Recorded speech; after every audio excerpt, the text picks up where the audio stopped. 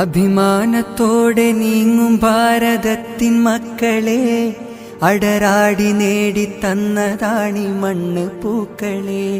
അഭിമാനത്തോടെ നീങ്ങും ഭാരതത്തിൻ മക്കളെ, അടരാടി നേടിത്തന്നതാണി മണ്ണ് പൂക്കളെ. ഏറെ സഹിച്ചു മൃത്യു വരിച്ചോരെയോർക്കണം, എന്തിനു പിന്നെ നമ്മൾ തമ്മിൽ പോരടിക്കണം. എന്തിനു പിന്നെ നമ്മൾ തമ്മിൽ പോരടിക്കണം.